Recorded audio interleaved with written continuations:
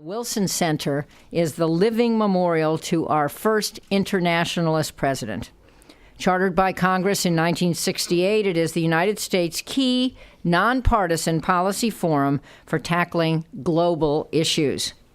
Our goal here is to build a global brain trust, a network that generates actionable ideas and prepares the next generation of leaders for the policy challenges ahead.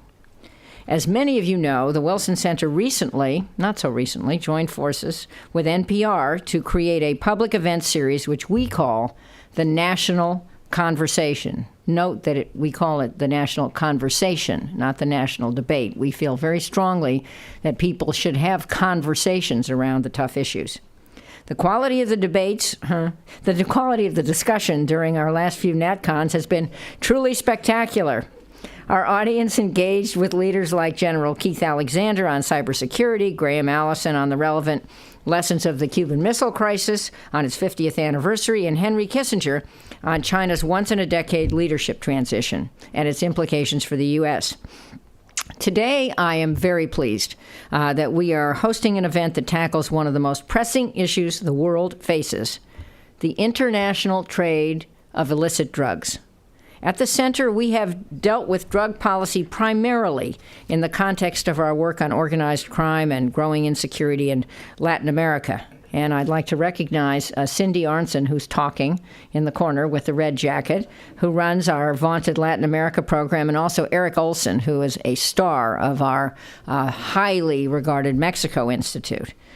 For example, in January 2013, Cindy Arnson and Eric Olson, along with Andrew Seeley, who was the head of our Mexico Institute, now is our vice president for programs, published a report that analyzed the causes for the marked spike in criminal activity in Mexico and Central America's northern triangle while assessing the effectiveness of U.S. policy responses to date.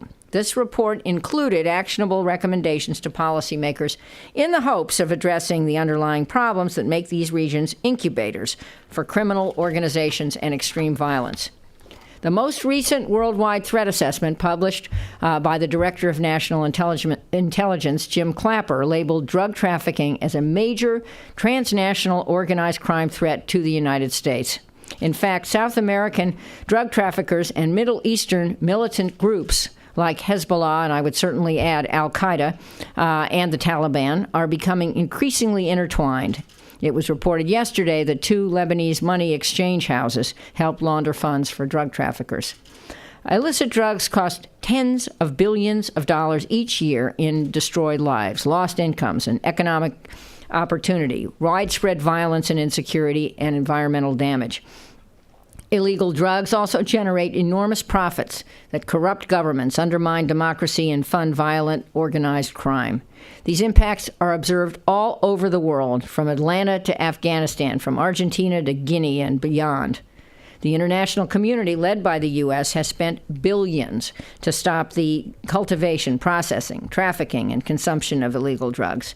These efforts have been sincere and determined, but the results are paltry. And having been to myself, as a member of Congress, to Afghanistan many times, I cringe at the thought that the poppy trade is booming. The question is, what can be done that would be more effective? What kinds of reforms are needed to lessen the risks and threats posed by illegal drugs? Simply pursuing a war on drugs doesn't seem viable or cost-effective given what's come before. Are prevention and treatment options viable alternatives? Is decriminalization or legalization an option? Well, a couple of states of the United States think so. Is there a middle ground between staying the course and legalization? Our speaker, our keynote speaker, is a man I've known for some time, Gil Kerlikowske, currently the Director of Drug Control Policy, a.k.a. the Drug Czar, at the White House. Gil is the former chief of police of Seattle and knows firsthand the damage caused by illegal drugs. He also knows that the, quote, war on drugs, unquote, motif is outdated and inaccurate, and he has worked hard to promote reforms to drug policy that are more effective. As part of these innovative efforts, just yesterday, what a coincidence in timing, the White House released the 2013 National Drug Control Strategy, which emphasizes less incarceration and more diversion, treatment, and prevention. The The strategy also calls for a renewed focus on reducing consumption in the U.S., which would weaken drug trafficking organizations in Latin America and reduce the violence they produce. Given the recent news, it's timely that today we are joined by a rock star panel of experts to help us explore the options and possibilities after our drug czars talk. Tom Gelton, who covers global security and economic issues for NPR, will introduce our other terrific panelists and moderate the discussion. And no, I'm not going to call Tom Mr. Martha Raddatz. Not one more time. I will not call Tom Mr. Martha Raddatz, and I will salute him publicly for his astounding coverage and personal stamina last Friday during the horror at Boston. If you tuned into NPR, you heard Tom Gelton. It's now my pleasure to introduce Gil Kerlikowske, who was at the forefront of the issue, and I think I don't know whether I need to provide more background about Gil, but I think we have enough, and you're all familiar with him, and he will now make some keynote remarks. Welcome to the Wilson Center, Gil. It's lovely to see you. Thank you, Congresswoman. Thank you.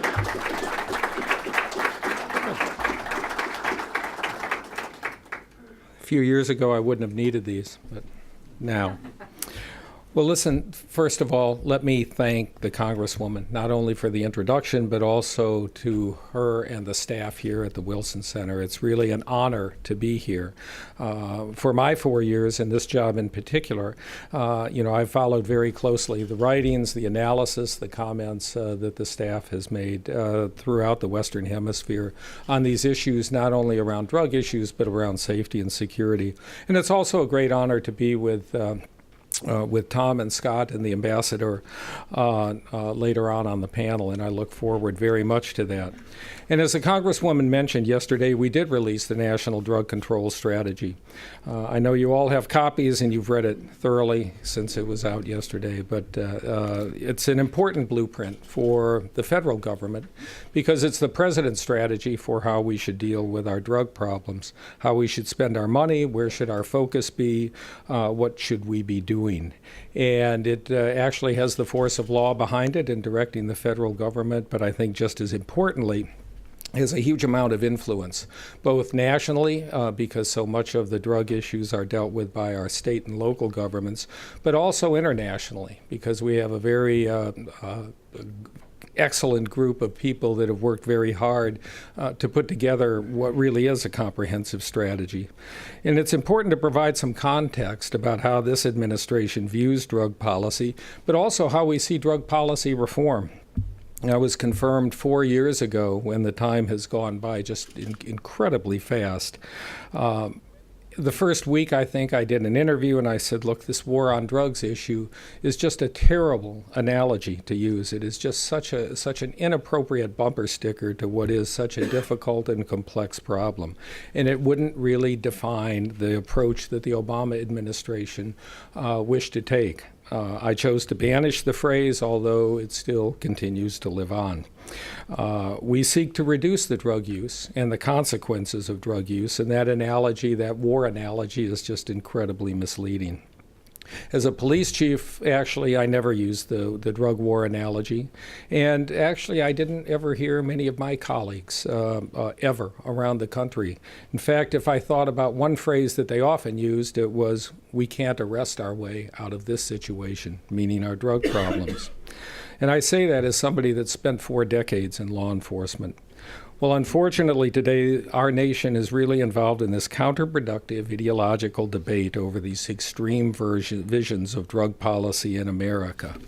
On the one side, those insisting that this outdated war on drugs, law enforcement-centric approach, building more prisons, more mandatory sentencing, arresting more users, that's one side. Now, on the other side are the groups selling legalization as a silver bullet solution to the drug problem, promising to fill state coffers with increased tax revenue and downplaying the impact on public health and public safety. And predominantly what we're talking about here with drug use is a public health problem. Truth is that neither of these extreme approaches it's not guided by experience, it's not guided by compassion. But most important, it's not guided by science. And the true nature of substance use and substance disorders really is guided by science and guided by medicine. So this administration decided to reform the path and move to a third way, one that very clearly balances public health, law enforcement, and international partnerships. And the third way is rooted in that drug addiction is a disease of the brain. Addiction can be prevented, can be treated, and people can recover. Decades of scientific research from the National Institutes of Health and others have demonstrated this time after time. And the strategy acknowledges that while law enforcement is always going to play a vital role in protecting communities and protecting families from drug-related crime and violence, the drug problem is more than just a law enforcement issue. And the strategy highlights the historic progress that has been made in achieving drug policy reform in these last 4 years. And the strategy begins with an emphasis quite clearly on prevention. We know that preventing drug use before it begins, particularly among young people, is the most effective way to reduce drug use and its consequences in America.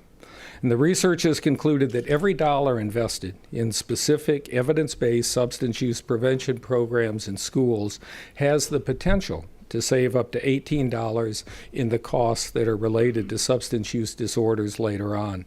And that's why the 2013 strategy calls for national and community-based programs. For example, our drug-free community support program to prevent substance use in schools, on college campuses, and in the workplace. Strategy also points to an important public health role that the professionals play. Healthcare professionals have the opportunity to intervene in substance use disorder early, before it becomes chronic.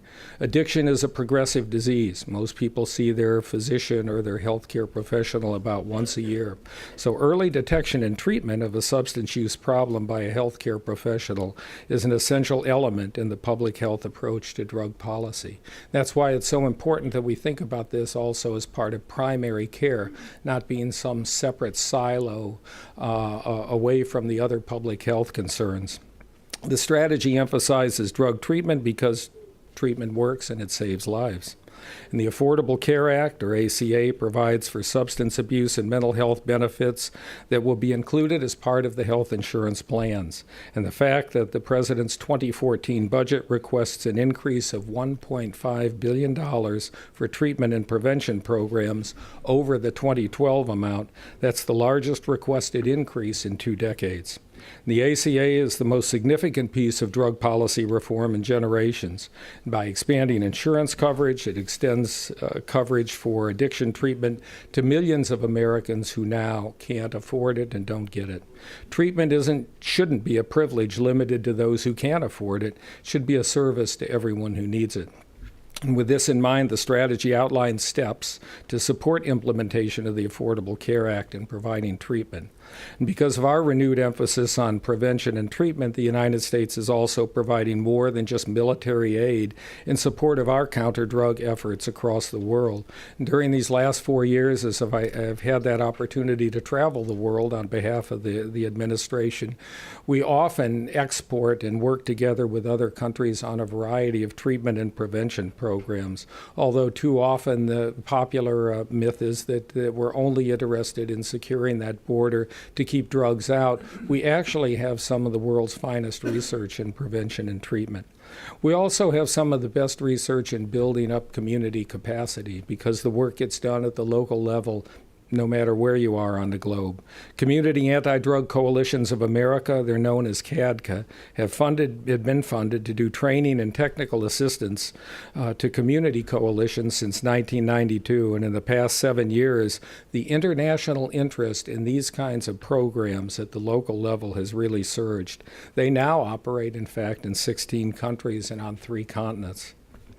We're providing international support for treatment also. In Afghanistan, for instance, where 90% of the world's opiates are grown, where drug consumption is a great threat to the future of the country and its people, the United States government directly supports 64 of the country's 82 drug treatment centers. And by partnering with foreign governments to invest in the health and future of the young people in these countries, we also lay the groundwork for increased international stability. Well, as you're all aware, we're engaged in confronting violent transnational criminal organizations. The drug legalization lobby often suggests that criminal operations would be significantly reduced or diminished if government would just legalize and regulate the sale of drugs like marijuana and cocaine. You know, I wish that solution to this complex problem, this simple solution was actually would work. But of course, it won't work, just like any simple solution to a complex problem. And the research backs that up. In 2010, the RAND Corporation found that Mexican criminal organizations derive less than a quarter of their revenue from marijuana sales in the United States. And last year, distinguished journalist Alejandro Unco from Grupo Reforma made another compelling point, that dominating the cartels that established territorial control, it turns out that most of the profit from what they do is engaged in selling protection, stealing from Pemex, kidnapping, etc., extortion, piracy, prostitution. These are criminal organizations, and even if one part of their revenue stream is reduced or cut off, there's no belief on my part, having spent a good bit of time on this, there's no belief on my part that they are going to suddenly turn to some legitimate enterprise. The profitability of drugs is actually quite low compared to the profitability of many of their other activities. So the suggestion that legalization would reduce transnational organized crime is a fallacy. And it's a distraction from the hemispheric efforts to dismantle violent transnational criminal groups through strong government partnerships. And the government partnerships have really yielded some extraordinary results, especially in Colombia, where decades-long effort between the United States and Colombian governments has freed Colombia from the grip of violent drug trafficking organizations. And as citizens of really what we are, an interconnected global community in human history, the biggest global community, interconnected global community in history, we know that it is so important to support peace and stability across the world. And that's why this government is so committed to international partnerships that reduce both the demand and the supply of illicit drugs. Well, that's the big picture. But as I mentioned before, our drug policy is based on the knowledge that addiction is a disease and it can be prevented in treatment and treated and people can recover. It's based on policies designed to support the health and well-being of people. It's premised on a pledge that government will support evidence-based solutions to substance use disorders that work. And it's a drug policy that's one that is global, and it addresses really a spirit of shared responsibility.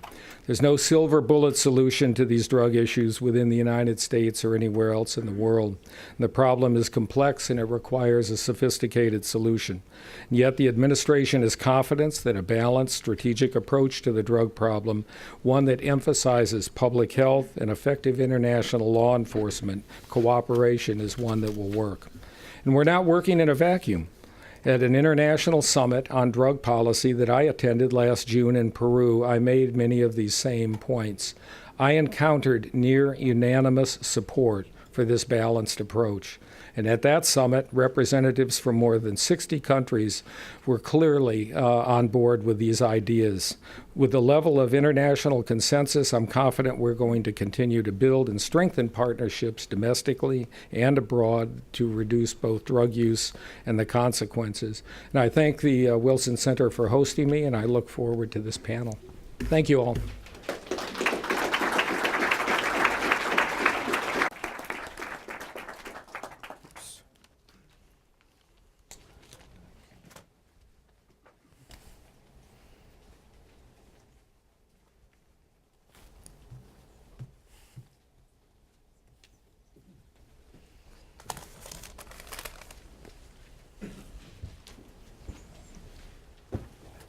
Thank you, Ambassador.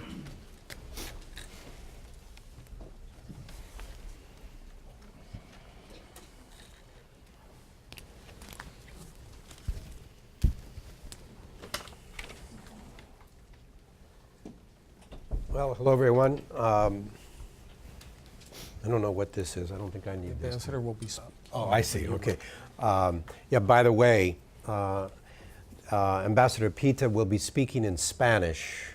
And for those of you who do not understand Spanish, you should raise your hand. We can do that right now.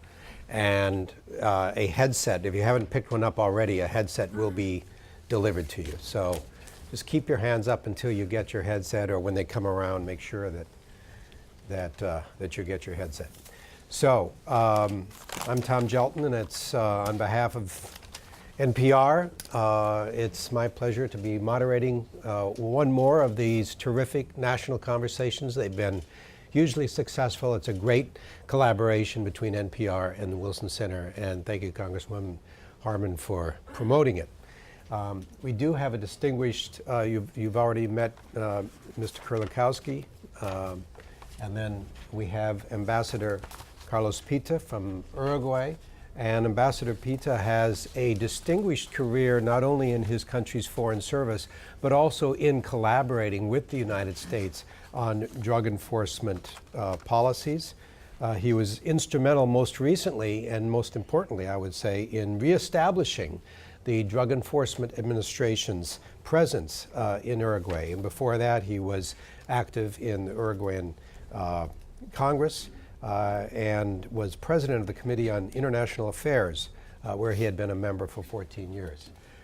Daniel Mejia is director of the Research Center on Drugs and Security at the University of the Andes, which is a very prestigious university in Bogota, in Colombia, and also president of the Government of Colombia's Advisory Commission on Drug Policy. So Daniel is a real expert on the way the Colombia government has addressed drug trafficking, and as Director Kerlikowske said, Colombia has been a real success story in recent years. I remember my first foreign assignment as Latin America correspondent was in Colombia in 1987. It was a time when many of us were really pessimistic about the future of Colombia. It appeared it was on the verge of becoming a narco state, and so Colombia is a real success story. And Scott Wilson, a distinguished former foreign correspondent for the Washington Post, a former assistant managing editor for Foreign News, and now chief White House correspondent for the Washington Post. And one of the interesting things about Scott that makes your presence here today important, Scott, is that you were most recently at the Summit of the Americas conference. Was it Summit of the Americas in Cartagena? That's right. When hemispheric drug policy was, of course, a big issue. So.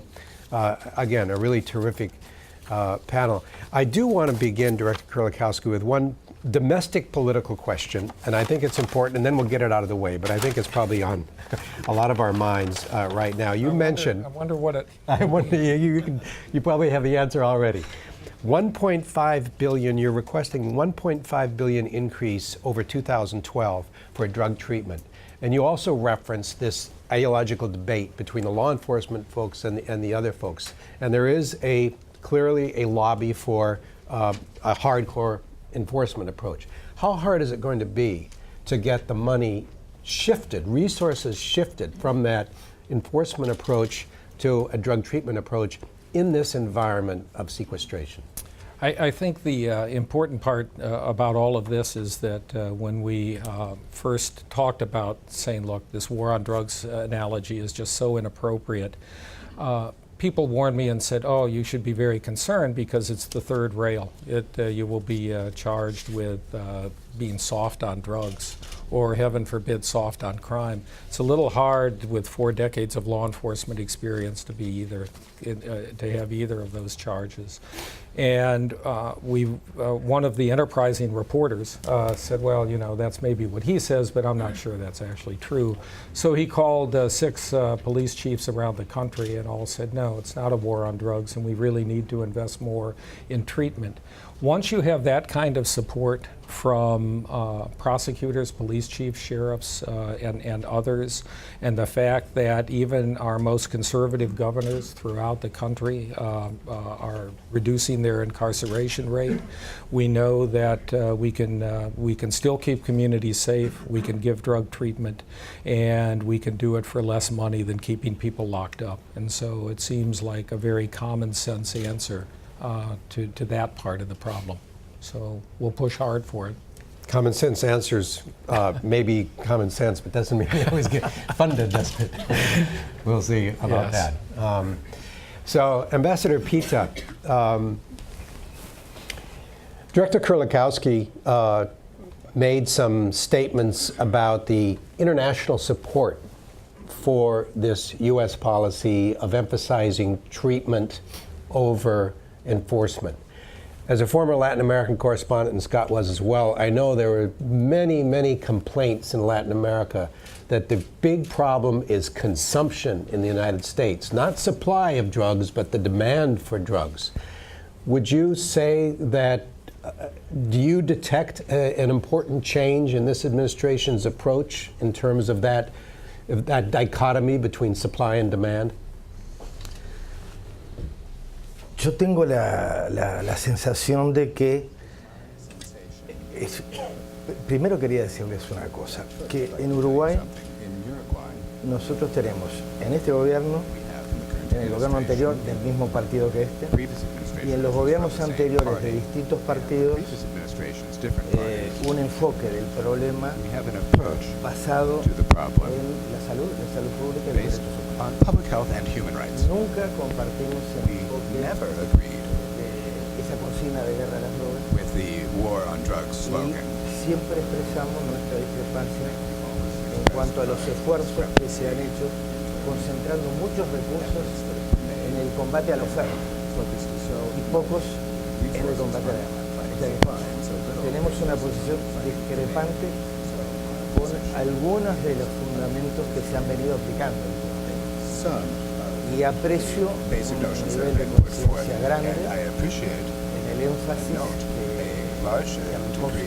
que hace enfocado esto desde el punto de vista de la salud, de la reducción del daño, de la prevención y de la educación en definitiva, y del tratamiento y la rehabilitación. Pero no puedo compartir la opinión con respecto a la eventualidad de buenos resultados en las regulaciones de los mercados de algún tipo de sustancias.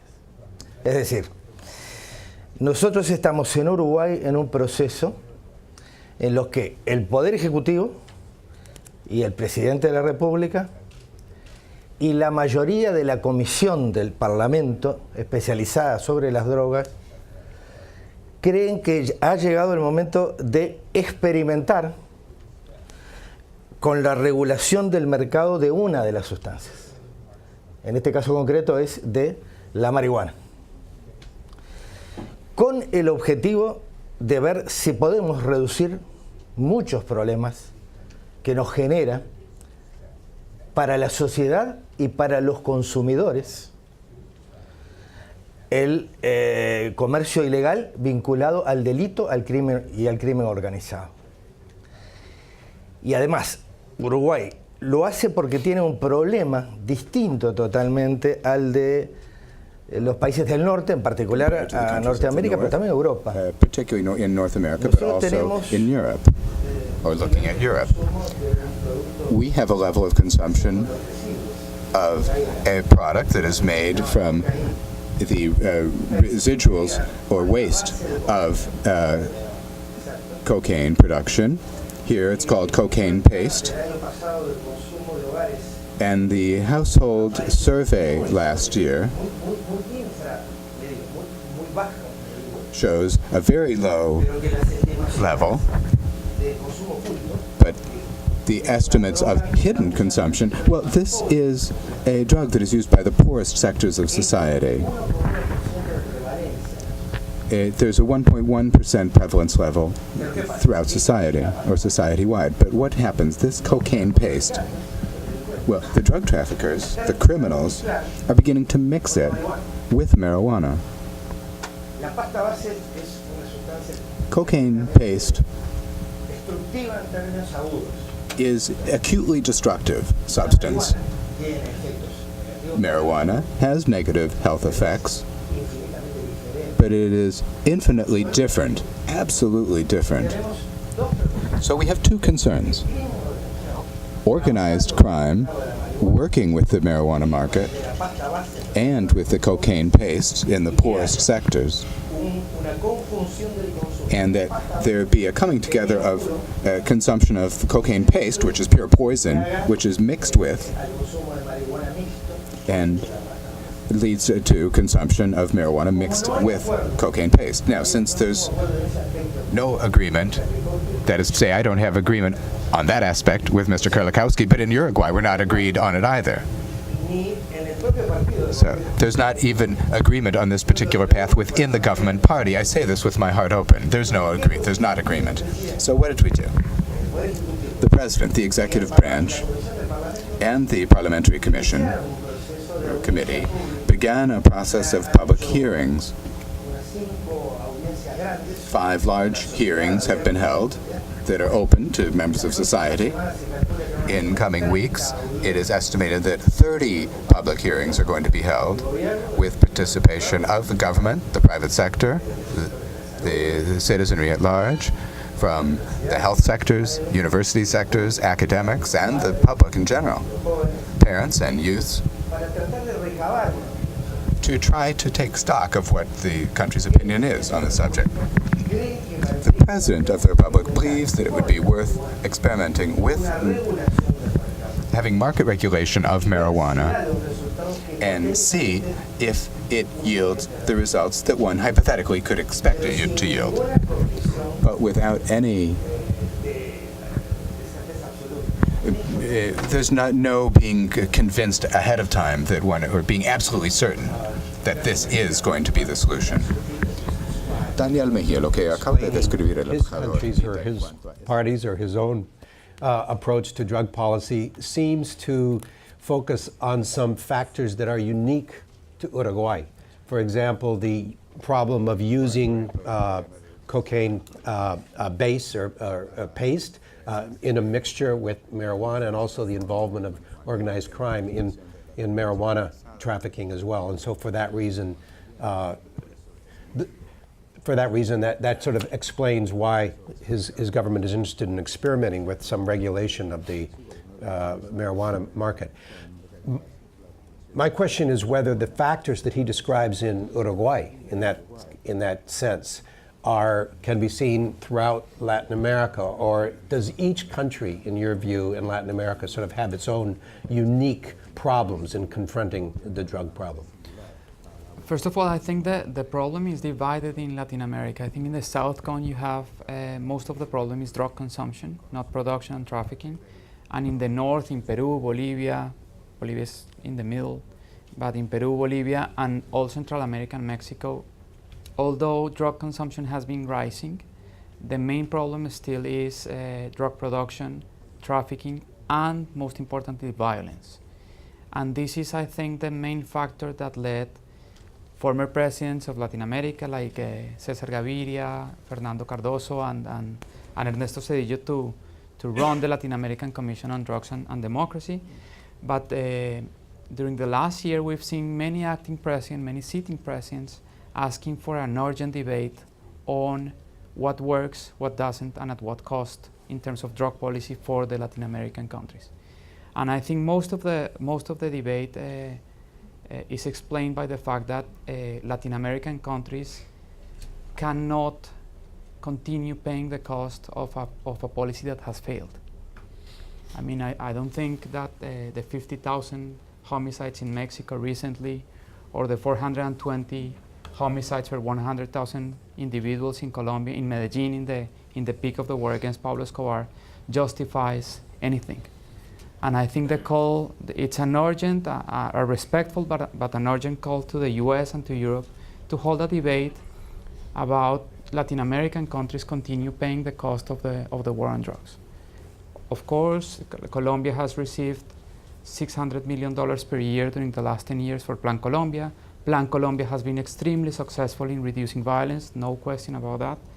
But in terms of reducing the supply of drugs, I think the results are not so good. Colombia has been recently successful after 2008 when we stopped, not stopped, but diminished the amount of aerial spraying of coca crops and put more emphasis on interdiction. There was a large reduction in supply in Colombia, but at the regional level, coca crops went back to Peru and Bolivia. The labs that are used to process coca leaf into cocaine moved to Venezuela and to Ecuador, where actually they find gasoline, where gasoline is less expensive. and the basis of operation of drug cartels moved to Central America and Mexico. So at the regional level, we haven't done much. And I think it's time to evaluate what has been reached, at what cost, and I think that the debate that President Santos is calling for, President Calderon, the former president of Mexico, called for, Guatemala, many Central American countries, is a respectful but urgent call to see if we can find more effective policies that are less costly to Latin American countries. And I think this is fair. I think Mexico cannot continue putting the homicides so that less drugs reach the US and Canada and Europe. So we need to have a debate, an open debate, based on evidence, detached from ideological positions or religious positions, and evaluate the evidence in the same way that I do fully agree with Director Kerlikowske that there is a lot of evidence, a lot of research evidence in the US about what works in treatment, what works in prevention. But we cannot ignore that in Latin America we have produced a lot of evidence about what works in reducing supply. To what extent drug policies lead to more violence, and I think we should take into account the other part of the market, which is the supply part of the market, and try to find more effective policies to confront a problem that is going to be with us forever. I mean, it's a myth that we're going to cut to zero the demand for drugs, but we need to find more effective policies, not only for the US and Europe, but for Latin America as well. And briefly, do you think that this new drug policy, which has just come out yesterday, how important a step is it in the direction of promoting that very debate that you say is so urgently needed? I think it's a good initial step. Personally, I would like to have seen a more aggressive change in the policies. I do agree with less enforcement and more treatment and prevention, but in Colombia, in Mexico, we need to see less spraying and more development, less repression and more focus on reducing violence. And I would have liked to see more of that in the document that was presented yesterday. Thank you. Scott, I have a couple of questions for you that probably should go to Director Kerlikowske, but knowing he's on a hot seat, it might be easier for you to deal with them than him. Try. The big issue domestically, politically, has been marijuana. I read the other day that now, talking about how many, 20 states or something like that are now sort of moving in that direction. How big a problem is that, from your point of view as a White House correspondent, how big a problem is that for this administration in terms, and I'll let Director Kerlikowske talk about it as well, but to what extent does that sort of overshadow the need to sort of come up with a policy of how to deal with these states like Washington and California that are legalizing marijuana, when there are still federal crimes against it? How is the administration dealing with that? It's awkwardly at the moment. They're not quite sure what to do, I think, in terms of going after some of those referenda. The Justice Department examined some of these things, but after they were passed, we all asked right away, what are you going to do about this movement to legalize? And it was unclear at that point what to do. And Director Kerlikowske can speak better to this, but from a perspective of being in Cartagena, for example, you have the problem with U.S. drug policy in Latin America writ large has long been a sense of hypocrisy from their point of view. Director Kerlikowske's comments, though, with the emphasis they're placing on consumption demand in the United States, really flips from 10 years ago what the emphasis would have been. The proportion that he spent talking about treatment compared to eradication was basically the opposite when I was working in Colombia 2000, 2004. But with states, so there still, though, is a difference between what they're hearing from the United States and what they're seeing in the United States. Addressing treatment, consumption is one step, but while the United States may express some angst over President Mujica's move in the marijuana market, they keep hearing eradicate, this won't work, and yet you have states legalizing marijuana. It's not coherent to them, and it's harder to build political consensus around some of those, against some of those ideas, the experimenting that Uruguay is doing. some of the issues raised by President Calderon and President Perez Molina, the first two sitting presidents at the time, to really call for a serious discussion about legalization. And like Director Kerlikowske, who has great credibility with law enforcement, these were two not soft on drugs people. These were more right than left, certainly on that issue, and began to raise these issues running up to the Cartagena summit, largely because they took office. Calderon had been in office 5 years by the time he spoke at the UN to talk about moral obligations and to cut consumption, that the problem was much bigger than they realized. And I think they're still trying to figure out what exactly what direction the United States is going to take domestically before it really begins to tell publics that legalization isn't a good idea.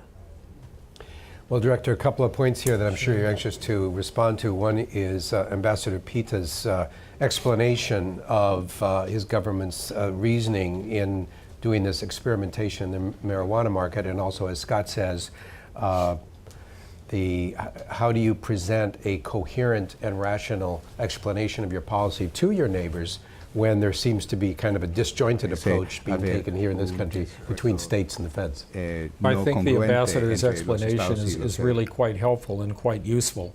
And I certainly understand looking at the problem of cocaine paste, because we had gone through the crack cocaine issues just as Brazil is going through that significantly now.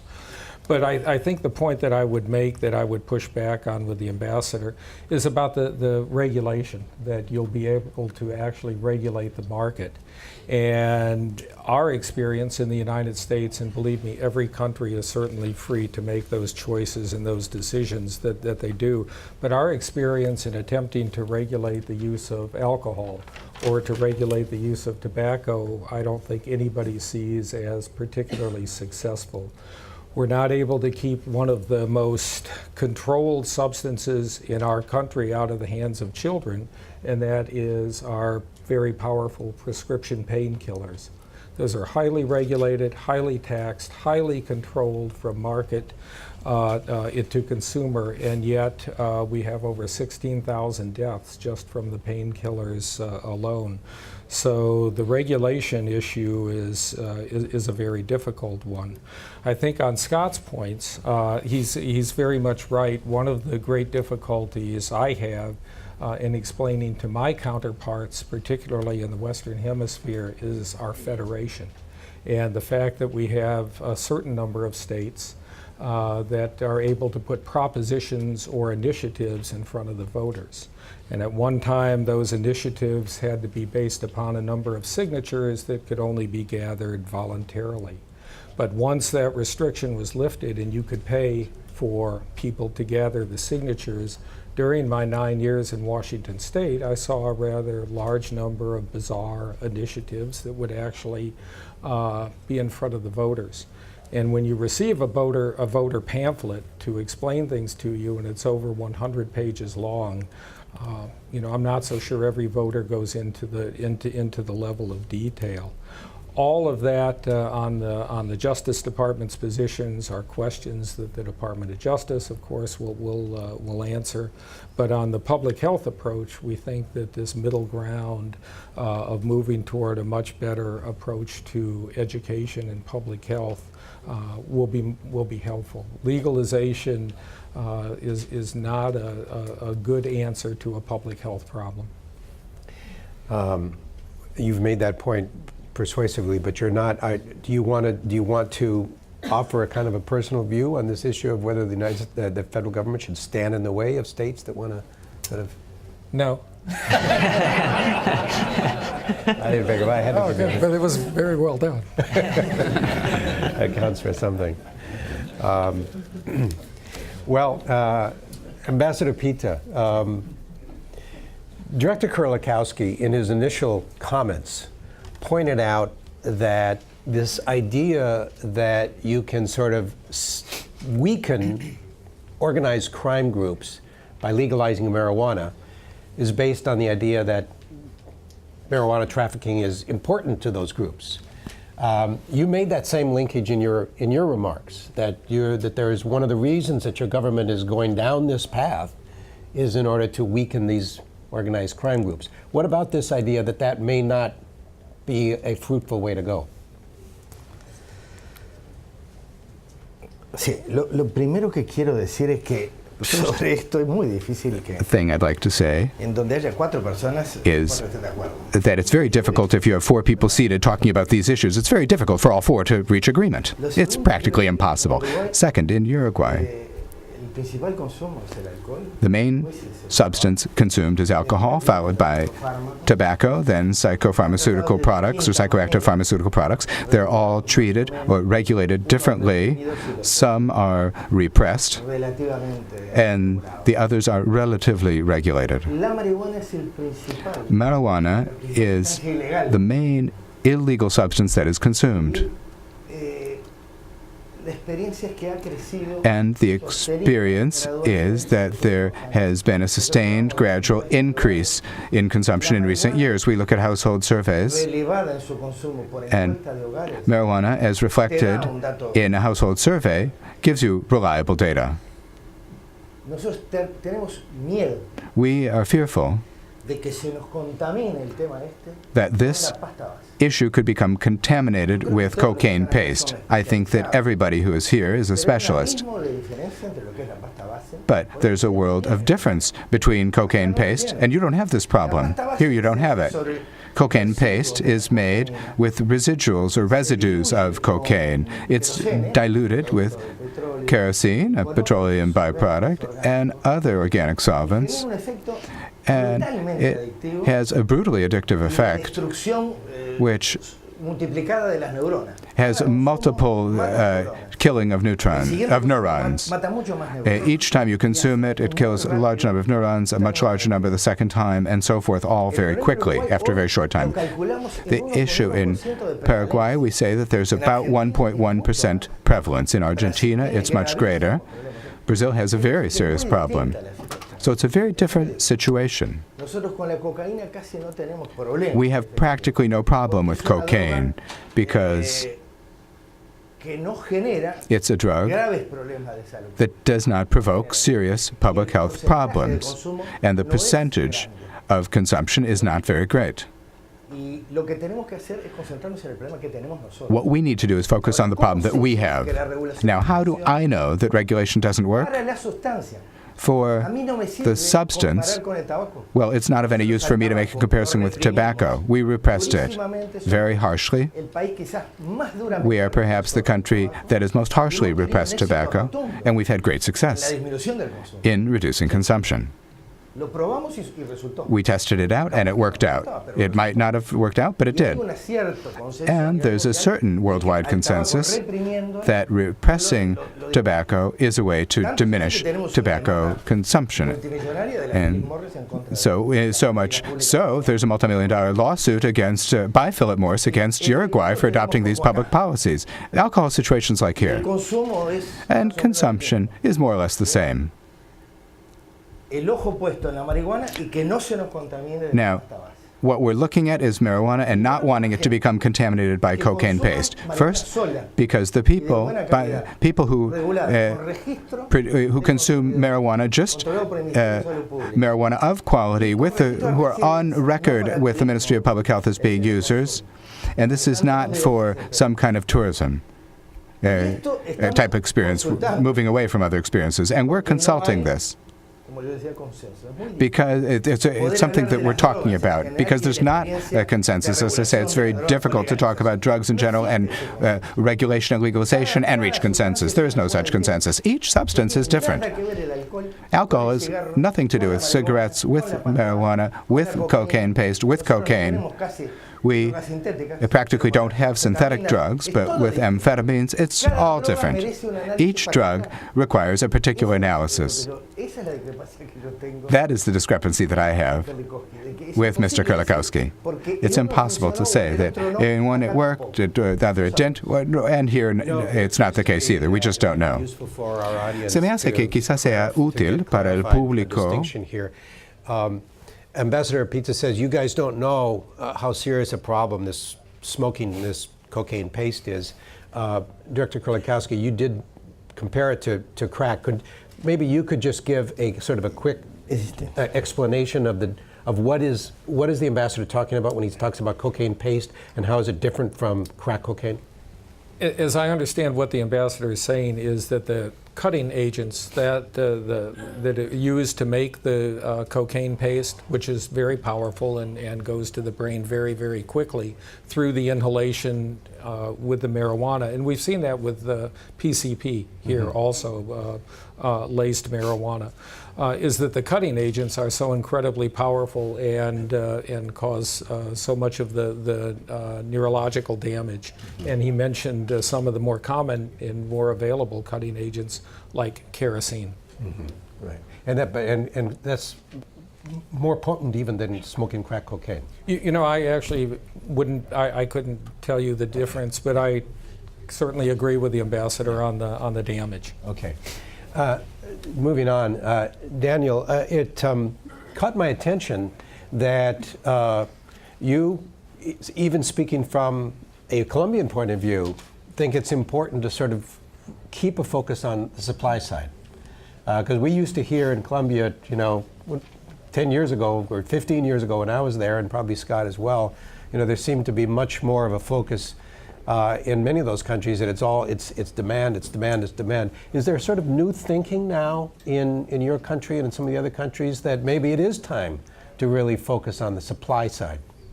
Well, my point is that although consumption has been increasing in all Latin American countries, my point is that the main problem is still for most of the countries in the region, especially in the north part of South America or in Central America, is the illegal armed groups that are linked to drug trafficking. That's my point. It's not that I'm pushing for more supply reduction efforts. On the contrary, I think we should think of wiser ways of confronting supply instead of focusing only on supply, because it's the market rents associated with this illegal market what creates the large amounts of violence that we see in Latin America. Look, producing 1 gram of pure cocaine in the jungle of Colombia costs $2.5. That gram, that's $2,500 per kilogram. That kilogram in the Pacific of Colombia, once it leaves the labs, costs anything between $4,000 and $5,000. When it reaches Mexico, it costs between $10,000 and $15,000. When it crosses the border, it's $35,000. And in the streets in the US costs anything between $150,000 and $200,000. So it's the market rents, the large market rents associated with illegal drug trafficking, what makes this group fight as hard as they can to control the business, to kill policemen, to kill each other, to corrupt the system, etc. So I think the best contribution that the US can do to Latin America is to reduce the demand for drugs. Why is this so? Because it would reduce the size of the market. It would shrink the profits in this illegal business, and basically it would reduce the amount of funding that these groups get to create violence. And that's why I think most Latin American countries also push for ways to not only reduce the demands in demand for drugs in the US, in Europe, etc., but also we have to keep fighting not necessarily illegal drug trafficking, but the violence associated with illegal drug trafficking. As long as drugs remain illegal, there is going to be violence, and we have to stop violence. And that's what I think most of us in Latin America have been focusing on.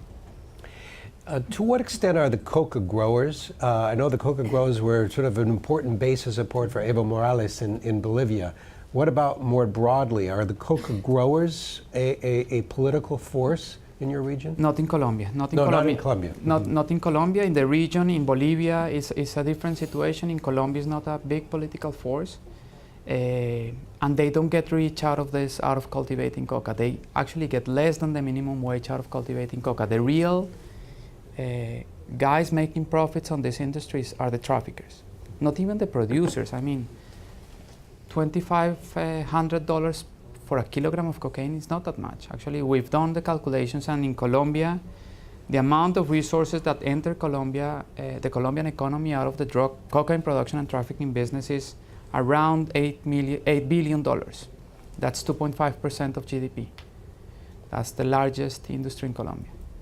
But although it seems like a small number, it's 2.5% of GDP concentrated in the hands of illegal armed groups, creates a lot of damage to the countries. Scott, you were in Colombia. You were when you were Latin America, covering Latin America for the Post. Were you actually based in Colombia? I was based in Bogota, yes. In Bogota, from 2002 to 2004. 2000 to 2004. So the first 2 years of President Pastrana, the last 2 of President Uribe. Right. And you were back for the Cartagena summit last year. Have you sort of stayed with this, kept an eye on the story? And I'm curious what trends you've seen over the last 15 years. A bit, not as much as I would have liked, but I still have a lot of friends there and have traveled back several times. And I would say to 1987, even as recently as 2000, 2001, a lot of us feared for Colombia's future. There were 18,000 members of the FARC under arms, 15 to 25,000 paramilitary groups fighting for the trafficking routes, fighting for control of the coca fields in the south in particular. And it right up around Bogota, the FARC was very close. It was a very, and had their cleared area in the south where peace talks were taking place that did not result in anything. So it was a very sort of dire situation when I was first there. And the one thing that struck me and that I was reminded of with Director Kerlikowske's remarks was the United States does see its drug policy as supporting peace and stability, I think is your words, and I believe that. There is a difference, though, there's a disparity between our interests and obviously the Colombian government's interests, to take Colombia in particular.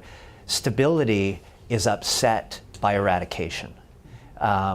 And there was, particularly when I was there were large industrial-size coca farms in the south in particular, which were fairly easy to spray.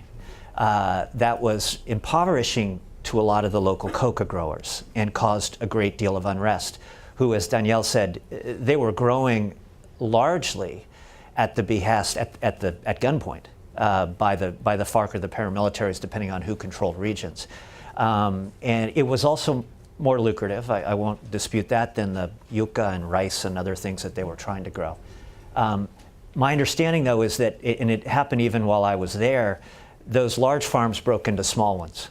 It became extremely hard to hit those plots with spray, and so you started spraying food crops more and more, and you got real ferment, which helped the insurgencies, which helped the paramilitaries, and which upset Colombian stability and spiked violence quite a bit. Those are still, I think, some of the conflicts that take place and some of the challenges that Danielle highlighted and that the director highlighted. And yet there has been as Danielle traced the profits, I believe that the armed groups there, paramilitaries, have been demobilized and broken into de facto drug gangs, I suppose, even if they were largely that when I was there. But they don't have as much money. And I suppose that is one reason, not only Plan Colombia, the military training component of Plan Colombia, really taking grip and taking hold and becoming a much more professional army and anti-guerrilla force, but also fewer profits for the FARC, which even when I was there, was increasingly dependent on an assortment of fronts that it had in the drug-producing areas, and were largely drug trafficking operations. Director Kerlikowske, Scott's comments sort of underscore what is a reality in terms of policy challenges in this country in a wide variety of areas, and that is that sometimes policy goals in different sectors of government policy can conceivably come into conflict. He mentioned how a focus on eradication can sort of jeopardize the social and political stability and economic stability in a country. Classic interagency question for you. How do you, in this administration, and you in the Office of Drug Control Policy, how do you deal with these potentially conflicting policy goals? Well, I think that, and I agree very much with what Scott has said, that the perception for quite a while has been that you're interested in providing us with spray and planes and paraquat and information for one reason, and that is to keep the drugs out of the United States, to keep them away from our children. And in turn, we would come back with the discussion that it's much more important now, in these last 4 years in particular, for us to be able to talk about this issue as not just a shared responsibility for us to reduce our consumption, because our consumption of cocaine, for example, is down by about 40%. And that's only in the last 6 or so years. So we actually think we've made great progress in this country on cocaine consumption reduction. And that's by every measure. And we have a number of measures. But it's also important that the United States, because about 85 to 90% of the drug treatment research in the world is conducted or paid for through NIH, is that we also be able to export to these other countries the important things that we have learned from treatment and the important things that we have learned from prevention. And I'd mentioned that our methamphetamine consumption as a country is down a great deal. So I think it's important for people to recognize that this shared responsibility, which I think both formerly Secretary Clinton, the President have really admitted we have to do more, and that's what his policy is doing to reduce our own consumption. But we also have to do more to be able to help, because every country that I have visited, and now I have visited a number of countries, there is no one immune from a drug consumption problem, whether it was in Guatemala City or in other countries. And so really, we're kind of all in this boat together, and the less kind of finger pointing that we do, and the more recognition that we should be taking this very balanced approach with all of our neighbors, I think is probably, would be, have the potential to be a very successful program. I have a question, another question for Ambassador Pita, and then I'm going to open it up. We have about, we got a little bit late start, so we're going to really try and kind of keep this to our original timetable. But one thing we haven't talked about, Ambassador Pita, is your role in helping promote the establishment of the Office of the Drug Enforcement Administration in Uruguay. And of course, President Mujica is a pretty interesting individual. Former political prisoner, correct? And famous for his very modest lifestyle.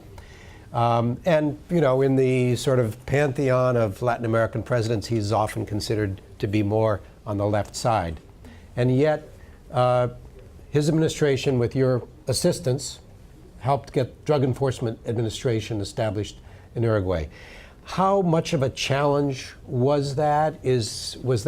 Did you have to overcome some political arguments to doing that? And why was it important for your government to take that step? ¿Por qué es importante para su gobierno tomar ese paso, o dar ese paso? Sí, gracias por la pregunta, Tom, porque Thank you for the question, Tom, because otherwise there might be some en confusion. realidad nosotros tenemos una política de cooperación. Actually, we have a cooperation policy on fighting drug trafficking, asset laundering, in seeking to fight drugs, with an excellent relationship with the United States and with Colombia. Hace poquitas semanas acabamos de Just a few weeks back, una partida donde we lavado de dinero de received an outlay to fight asset laundering to Uruguay through the Department of Justice. It's a two-way program, and we also have a cooperation with Colombia, where the Colombian government is helping us out a great deal. The progress that's been made in Uruguay is in the National Drug Board. There, we have a head who coordinates everything, and this is an office under the President of the Republic. The Pro-Secretary of the President is there, and the head of the Anti-Asset Laundering Commission. And they coordinate interministerial action that brings together all of the ministries involved in this: health, education, interior, security, defense. And there's wide-ranging cooperation at all levels, in this particular case, with the United States. But I'd like to reiterate, before under our previous president, Tabaré Vázquez, who was elected by a leftist coalition in Uruguay,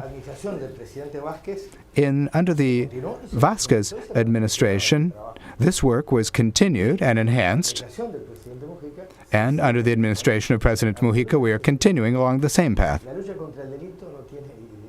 Fighting crime has no ideology. It's a fight against crime. And we have made a great effort as a country to cooperate along those lines and to actively fight crime. And we've met with many successes thanks to the cooperation, the assistance, and our determination. What we have done is to raise this issue a short time ago at the 56th meeting of the UN Commission, noting that Uruguay is studying taking the step of regularization or legalization because we want to see if that helps. So that would be the substantial difference that we have. We're convinced that it would be worthwhile. Not all of us are, I say, but we are convinced. And President Mujica is a man who is convinced from a public policy standpoint and that from the institutions we need to speak about these matters clearly. That is not taking a cup of wine or a glass of whiskey in your hand, that it's normally terrible to smoke marijuana. You can't be talking to a young person and tell them that. Well, this is a glass of water, of course. But if you were at a reception holding the glass of wine or whiskey in your hand and telling them that, it's impossible.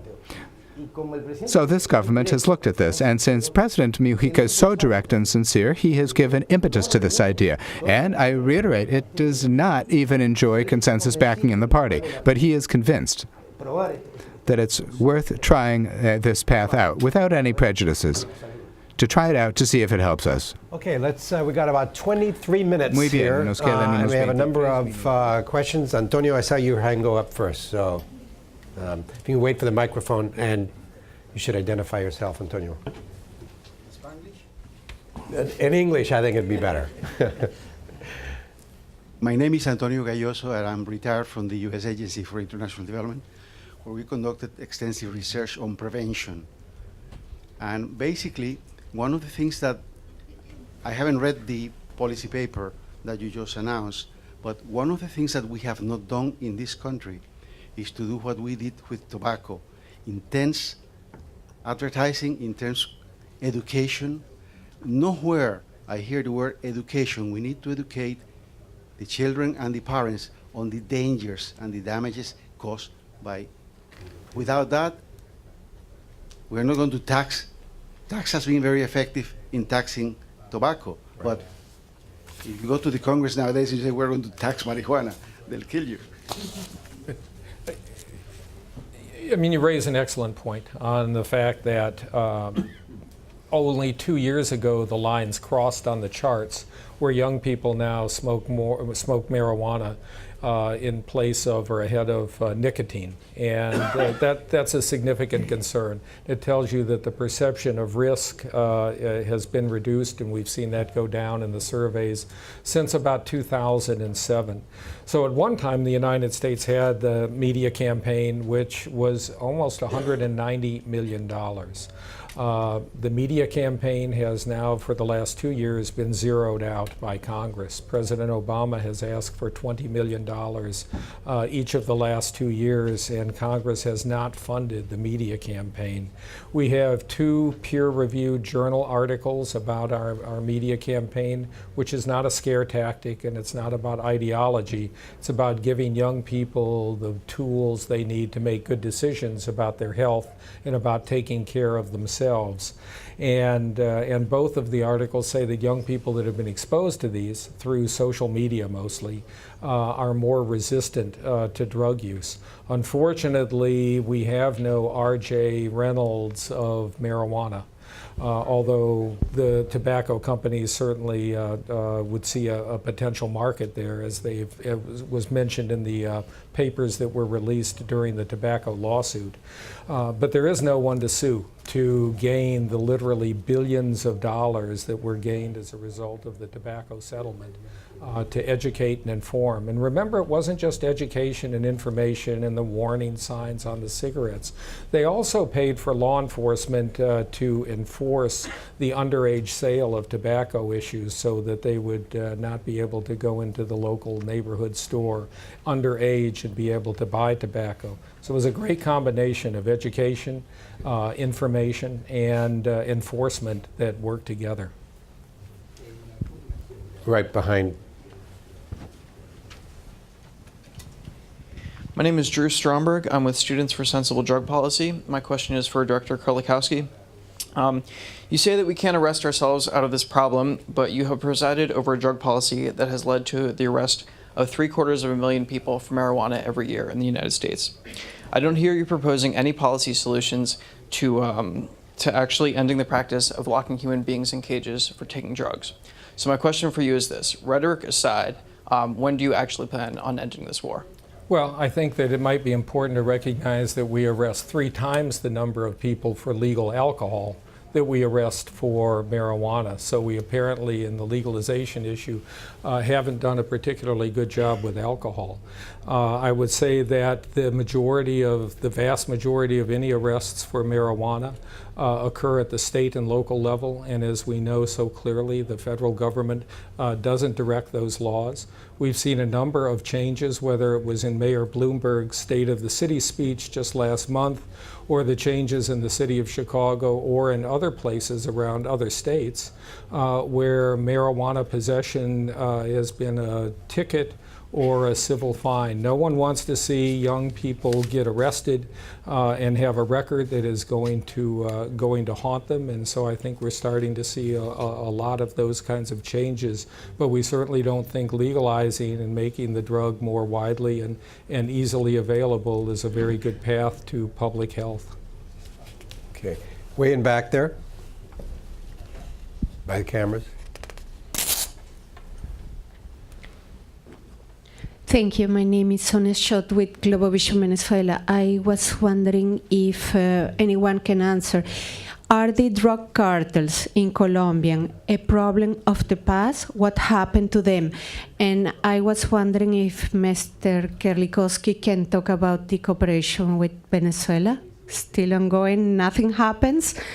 If you can give us an update on that, thank you. Danielle, why don't you take the first one? Yeah. So I don't think drug cartels are an issue of the past. I think they've been evolving for sure. The Medellin cartel with Pablo Escobar was a completely different thing than the new criminal bands in Colombia are. They are smaller, more fragmented, sometimes more violent because they are fighting against more groups for the control of the roots.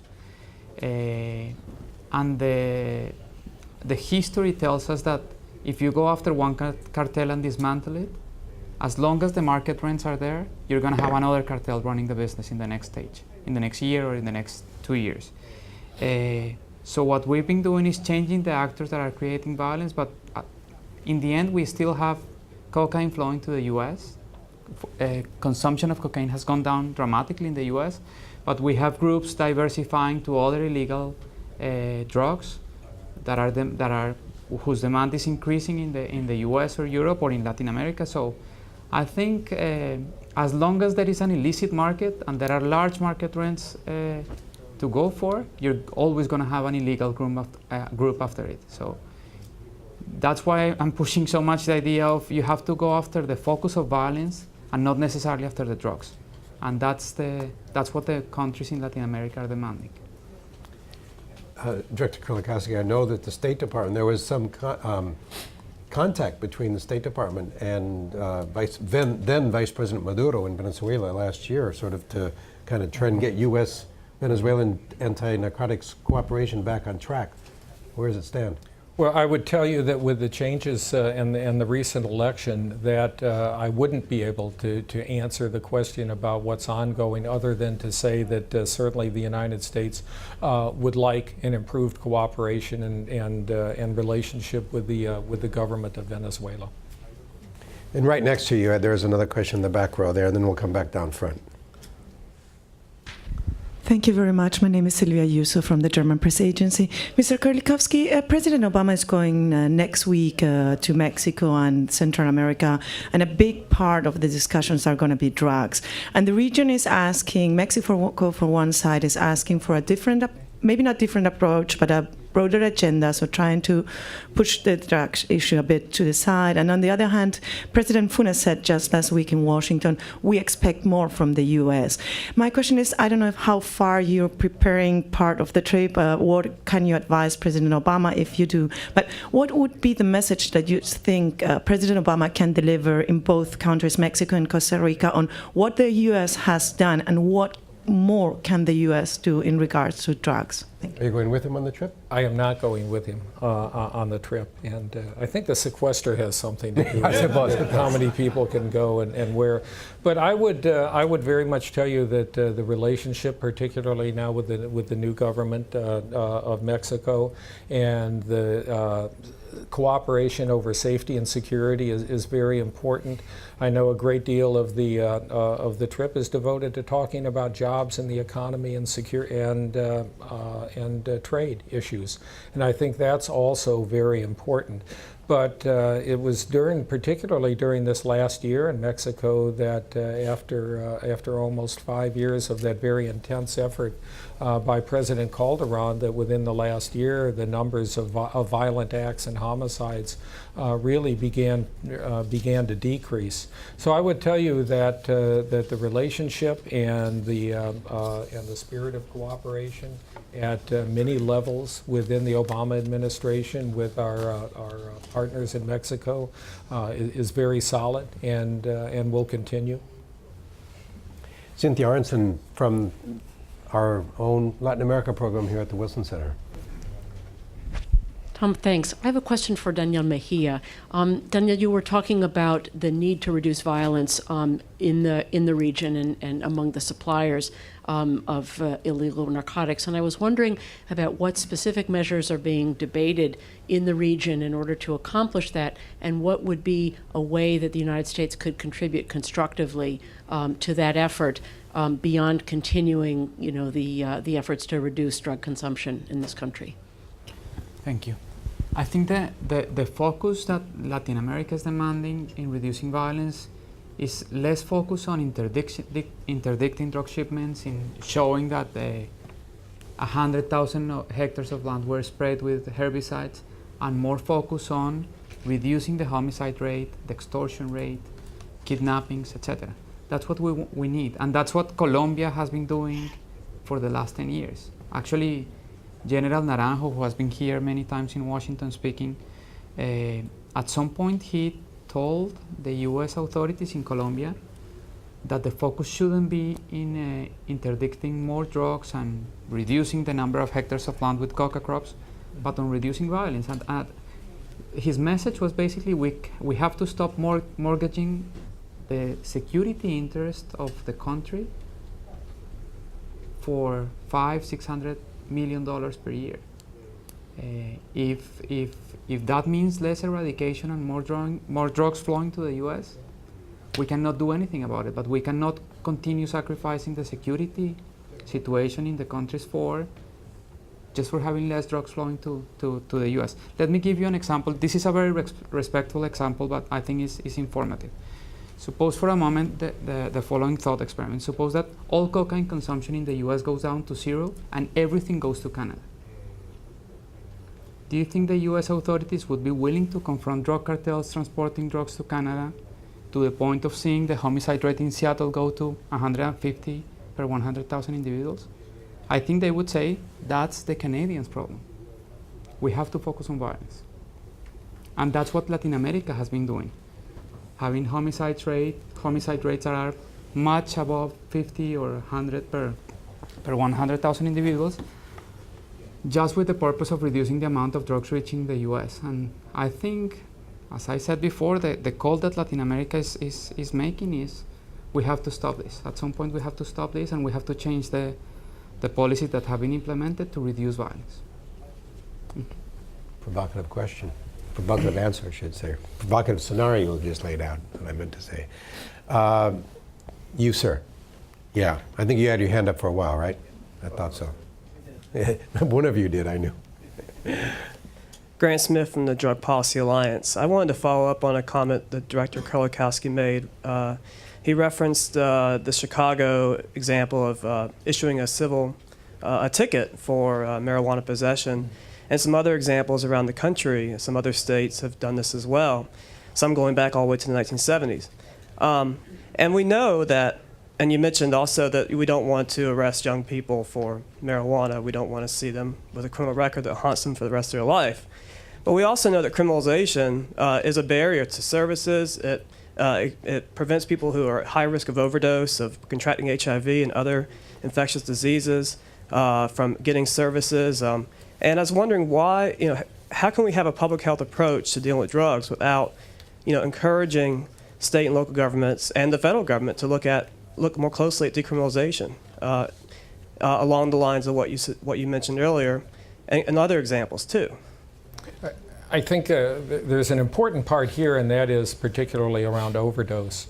So we're seeing a number of states, just most recently California, pass Good Samaritan laws, essentially laws that tell people that, look, if someone is overdosing and it's because of drugs, you should not be fearful of calling 911 because there's not going to be prosecutions. And the laws are written differently depending on whether it was New York's Good Samaritan law or California. But the last thing you want is for someone not to ask for help in an overdose situation because they're afraid that the law will interfere. The other part of overdose life-saving has been the example we've been using now for a while, Quincy, Massachusetts. So this is a small city, about 100,000 people, bordering Boston, that issued naloxone, or for some people call it Narcan. It's an overdose miracle drug. It essentially brings people back to life who were in the throes of an overdose. In just a short period of time, that police department has done 156 reversals. People who were in life-threatening overdoses, and the original officer who happened to come across this or was dispatched to that call actually saved that life. And it's also within their police department. So next week we'll be at a conference of law enforcement officials to talk about Good Samaritan laws, to talk about the importance of overdose recognition, and also to talk about naloxone being much more widely distributed in order to save lives. And I just don't see the decriminalization and the wider availability and accessibility of drugs as being also a part of a public health approach.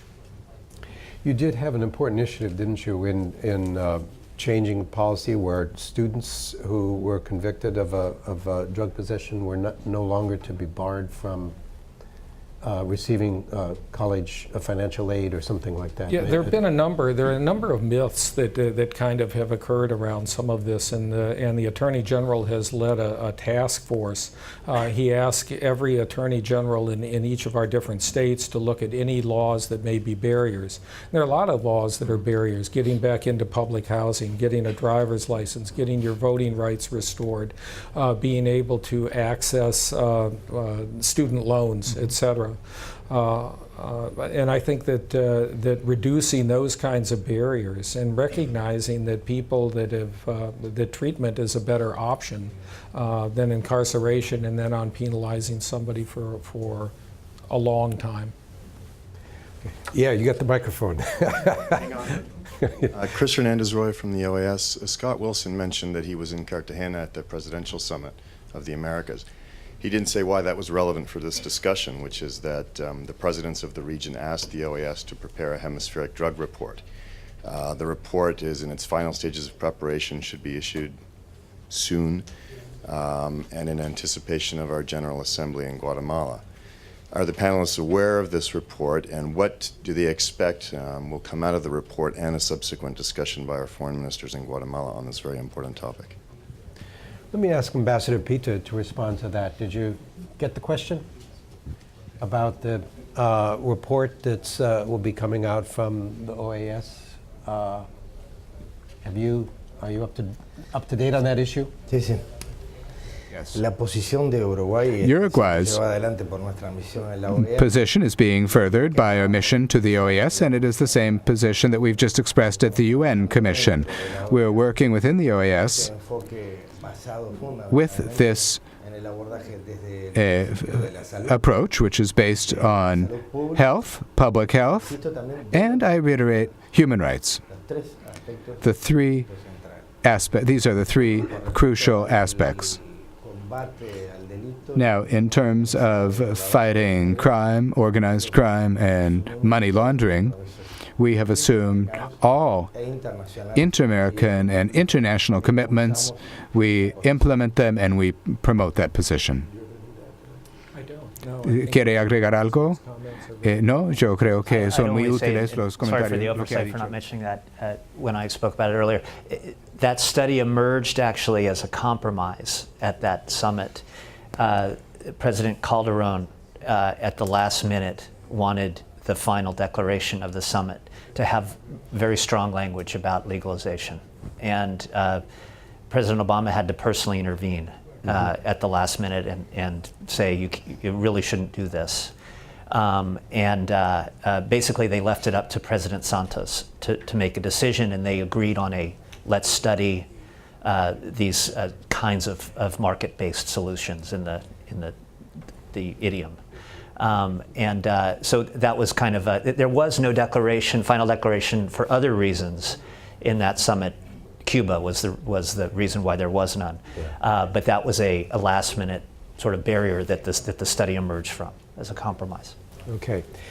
We need to wrap up here so we can get out of here on time. There is a tradition here at the Wilson Center where we each, with the exception of the moderator, who doesn't like to put himself on the spot, sort of sum up sort of one point that you want to take away, either a message that you want to underscore or something maybe that you learned from your fellow panelists. Sort of sum it up in one brief message, beginning with you, Director Kerlikowske. Well, first of all, I learn something from the panelists every time I meet with them, and it's a real pleasure for us to be able to have these exchanges and further exchanges. I would sum up that this president's drug policy is the most dramatic shift toward public health that I think generations from now will be very pleased with and will make a significant difference in not only the problems that drugs cause in our country, but hopefully will be of greater help and greater assistance to our partners throughout the world. Ambassador. Sí, yo rescato fundamentalmente la coincidencia. I would fundamentally underscore our agreements on a public health approach, on the importance of education, and fundamentally the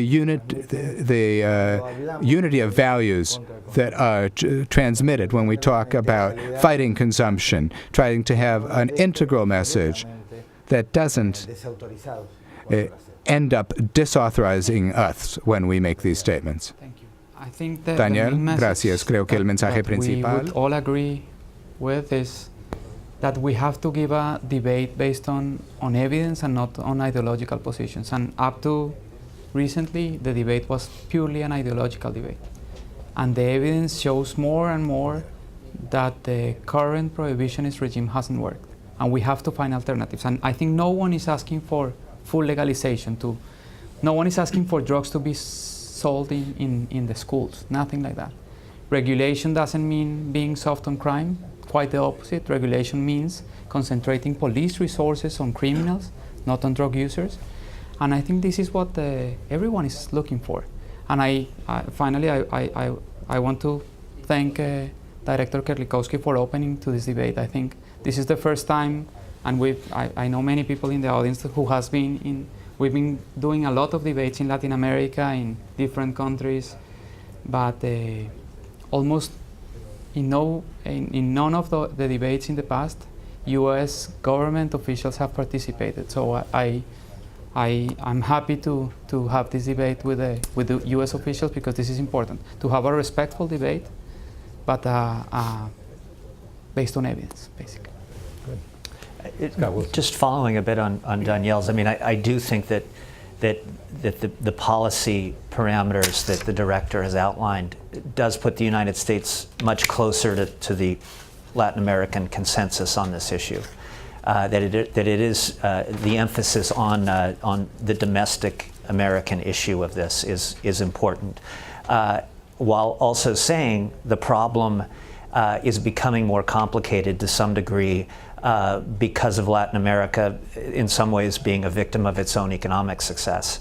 The reason Uruguay has problems, even though what they're going after affects the poorest of the poor, and Brazil and Argentina is a rising middle class that is becoming a drug-consuming class, and that does echo the administration's message of shared responsibility with evidence that didn't exist, say, 10, 15 years ago. That kind of rhetoric did not ring true nearly to the degree that it does now in Latin America. So it's a step in the right direction, but it's also a problem that is becoming more complicated. Indeed. All right. Well, I'd like to thank our panelists, Scott Wilson, Chief White House Correspondent for the Washington Post, Daniel Mejia from the Universidad de los Andes, Ambassador Carlos Pita from the Republic of Uruguay, and Gil Kerlikowske, Director of the Office of National Drug Policy at the White House. And thanks to the Wilson Center and thanks to my organization, NPR. I think these are terrific national conversations, and thanks to all of you for coming today. Thank you.